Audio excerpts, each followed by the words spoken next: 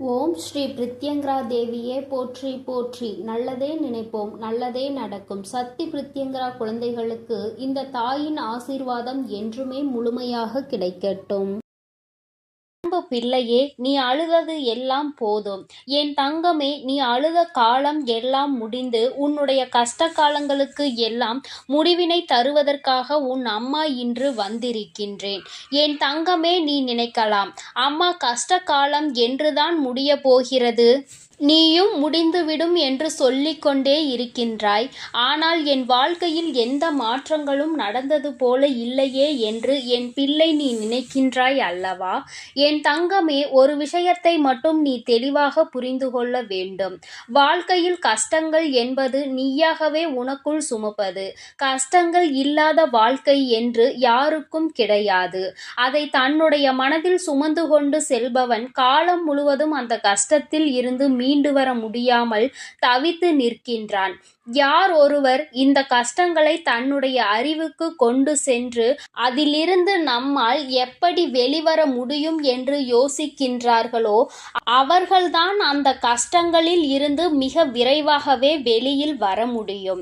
இன்று உன் அம்மா இந்த தாயின் வாக்கினை கேட்கும் வரை உனக்காக நான் நிச்சயமாக காத்து கொண்டிருப்பேன் என்று சொன்னதற்கு ஒரு காரணம் இருக்கிறது.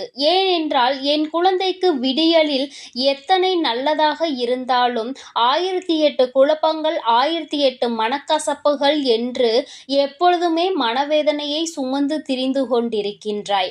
அப்படி இருக்கின்ற உனக்கு வாழ்க்கையில் எது நல்லது எது கெட்டது என்று சரியான முடிவினை சரியான நேரத்தில் எடுக்க முடிவதில்லை. சரியான நேரத்திற்கு சரியான இடத்திற்கு செல்வதற்கு கூட உன்னால் முடியவில்லை. இது போன்ற சூழலில் இருக்கும் பொழுது முடிவுகளை மட்டும் எப்படி சரியாக எடுக்க முடியும்?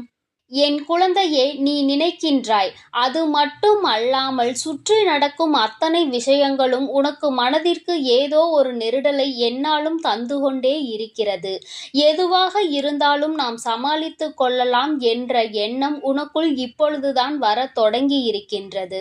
இத்தனை நாட்களும் நீ பட்ட கஷ்டங்கள் ஏராளம், நீ அனுபவித்த சோதனைகள் ஏராளம், மனக்குழப்பங்கள் ஏராளம். என் குழந்தையின் மனதிற்குள் ஒவ்வொரு விஷயத்தையும் போட்டு குழப்பிக் கொள்ளும் பொழுது நிச்சயமாக உன்னுடைய மனது என்ன யோசிக்கின்றது, எதை பற்றி சிந்திக்கிறது என்பதை ஒரு தாயாக என்னால் நிச்சயமாக உணர்ந்து கொள்ள முடியும்.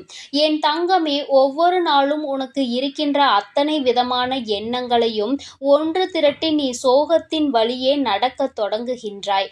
ஆனால் அத்தனை கவலைகளையும் தூர எறிந்துவிட்டு சந்தோஷமான பாதையில் செல்ல வேண்டும் என்று நீ ஒரு நாளுமே நினைப்பதில்லை. ஒரு விஷயத்தை தெளிவாக புரிந்துகொள். தினமுமே விடியல் என்ற ஒன்று இருக்கிறது. இந்த விடியலில் உனக்கான வாழ்க்கை என்ற ஒன்றும் இருக்கிறது. அந்த வாழ்க்கையில் 1000 மனக்கசப்புகள் இருக்கிறது, 1000 சந்தோஷங்கள் காத்து கொண்டிருக்கிறது, கோபதாபங்கள் இருக்கிறது, மனவேதனைகள் இருக்கிறது, எல்லாவற்றிற்கும் தீர்வும் இருக்கிறது. அதனால் ஒவ்வொரு நாளும் இந்த வாழ்க்கை உனக்கென்று இருக்கிறது என்பதை புரிந்துகொள். எதிலிருந்து தப்பித்தாலும் இதிலிருந்து தப்பிக்க முடியாதல்லவா? இந்த வாழ்க்கையை சந்தோஷமாக நீ வாழ்ந்துதானே ஆக வேண்டும். இந்த வாழ்க்கையில் உனக்கு கிடைத்த பல நல்ல விஷயங்களை எல்லாம் உன்னுடைய மனதிற்குள் நீ வைத்து கொண்டு எதையெல்லாம் உனக்கு தேவையில்லாத விஷயங்களோ அவை எல்லாவற்றையும் தூர தூக்கி எறிந்துவிட்டு நீ எப்பொழுதுமே சந்தோஷமாக இருப்பதற்கு பழக வேண்டும். என் தங்கமே, சந்தோஷம் என்பது எங்கே இருக்கிறது என்று நீ யோசிக்காதே. என் தங்கமே, சந்தோஷம் என்ற ஒன்று எல்லோருக்குமே ஒரு நாள் வாழ்க்கையில் கிடைக்கும். அதற்கு முன்னால் ஏற்படக்கூடிய அனைத்து கஷ்டங்களுமே அந்த சந்தோஷத்தை உனக்கு வெளிக்கொண்டு வருவதற்காக தான் என்பதை நீ புரிந்து கொள்ள வேண்டும். என் குழந்தையே, ஒவ்வொரு நாளும் நீ ஒவ்வொரு விதமான கஷ்டங்களை அனுபவித்து அதிலிருந்து ஒவ்வொரு விதமான சந்தோஷங்களையும் சேர்த்துதான் கற்றுக்கொண்டு வெளியில் வருகின்றாய். இன்று உனக்கு நல்லதை பேசுகிறார்கள் என்று நினைப்பவர்கள் நாளையே உன் வாழ்க்கையில் கஷ்டங்களை கொடுக்கின்றார்கள். இப்படி ஒவ்வொரு நாளும் உனக்கு மன கஷ்டங்களையும் மனக்கசப்புகளையும் கொடுத்துவிட்டு அவர்கள் மட்டும் அங்கே நன்றாக இருக்க முடியும் என்று நினைக்கின்றாயா? உனக்கு கொடுத்த கஷ்டங்களை விட பல மடங்கு அதிகமான கஷ்டங்கள் அவர்கள் வாழ்க்கையில் அவர்களை தொடர்ந்து வரும் வரும் என்பதனை நீ மறந்துவிடாதே. என் தங்கமே, எல்லோருக்குமே வாழ்க்கையில் சந்தோஷமும் துக்கமும் மாறி மாறி வருவது போல உனக்கு துக்கம் அதிகமாக வருகிறது, சந்தோஷம் குறைவாக வருகிறது என்று நினைக்கின்றாய். என் தங்கமே, முதலில் கண்ணீர் சிந்துவதை நிறுத்து. அதை உன்னுடைய மிகப்பெரிய பலவீனம். அந்த பலவீனம் உனக்குள் இருப்பதனால் என்னவோ வாழ்க்கை முழுவதும் என் குழந்தை நீ கண்ணீரையும் காயங்களையும் சந்தித்து கொண்டே இருக்கின்றாய். எப்பொழுதுமே கஷ்டத்தில் துவண்டு கொண்டிருக்கின்றாய். கஷ்டம், கவலை, கண்ணீர் என்றிருந்தால் அது உன் மீது அதிகமாக ஆசைப்பட்டு உன்னை ஒட்டி கொள்ளும். உன்னை விட்டு விலகி செல்ல அது நினைக்காது. எல்லாவற்றையும் தாண்டி உன்னால் வர முடியும் என்று எப்பொழுது நீ மனதார நினைக்கின்றாயோ அப்பொழுதுதான் இவை எல்லாம் உன்னை விட்டு நீங்க ஆரம்பிக்கும் என்பதை நீ புரிந்து கொள்ள வேண்டும். என் தங்கமே, கஷ்டகாலம் முடிய போகின்ற நேரம். உன் வாழ்க்கையில் உனக்கான பல நல்ல விஷயங்கள் எல்லாம் நடக்கத் தொடங்கும். இத்தனை நாட்களும் எந்த ஒரு செயல்பாடும் இல்லாமல் கிடந்த விஷயங்கள் எல்லாமே இனிமேல் உனக்கு நல்லபடியாக தொடங்கும். நல்ல நேரத்தை உனக்கு தெய்வம் உருவாக்கி கொடுக்கின்றது அல்லவா? இதைவிட சந்தோஷம் உனக்கு வாழ்க்கையில் வேறென்ன தேவைப்பட போகின்றது?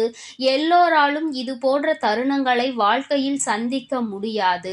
ஒரு சிலருக்கு மட்டுமே கிடைக்கின்ற பாக்கியம். அந்த பாக்கியம் இன்று என் பிள்ளையான உனக்கு கிடைத்திருக்கிறது. என் தங்கமே, உன்னுடைய கண்ணீரை தனக்கு சாதகமாக பயன்படுத்த ஒரு கூட்டமே அங்கே அலைமோதி கொண்டிருக்கின்றது. நீயும் அவர்களுக்கு ஏற்றாற் போல ஒருபொழுதும் நடந்து கொள்ளாதே.